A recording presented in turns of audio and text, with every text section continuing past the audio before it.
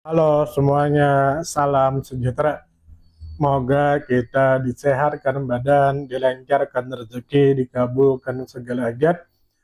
Semoga kita masuk surga. Selamat datang di ruang cerita. Kembali kita akan menceritakan pengalaman pribadi atau pengalaman orang lain yang bisa kita ambil pelajaran.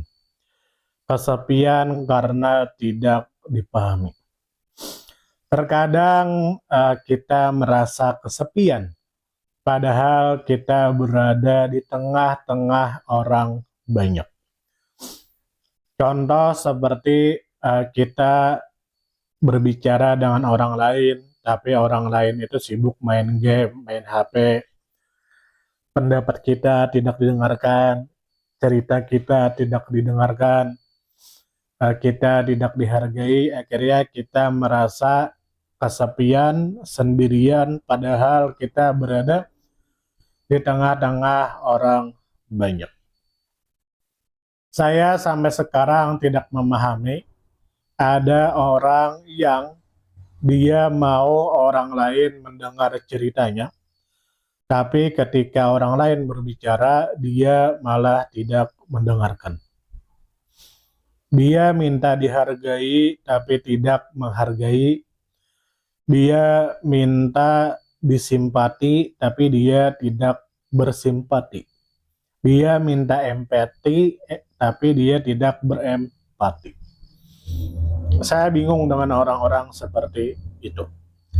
Mereka tidak tahu diri, ya seperti kata pepatah, maafkan darahku mengotori bajumu.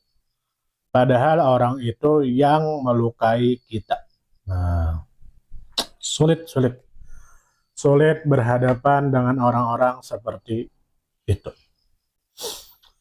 Tentu kita tahu bahwa kita bisa mengobrol dengan orang lain, kita bisa bercanda dengan orang lain, bahkan kita bisa terlihat dekat dengan banyak orang. Tapi saat mencoba bicara lebih dalam, rasanya tidak nyambung.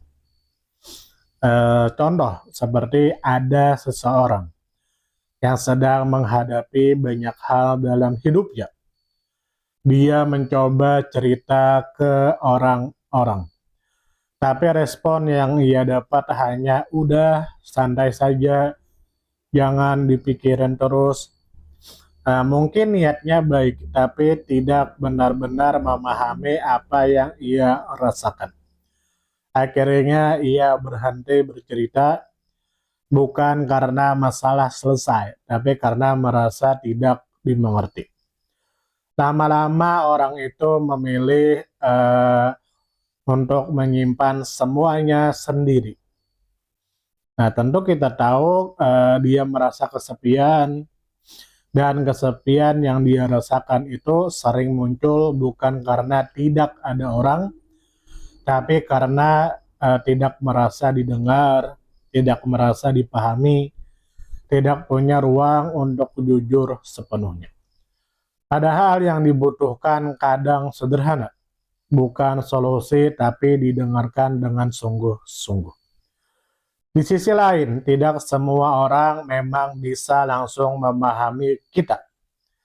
Setiap orang kita tahu punya cara berpikir dan pengalaman yang berbeda-beda, punya sudut pandang yang berbeda-beda.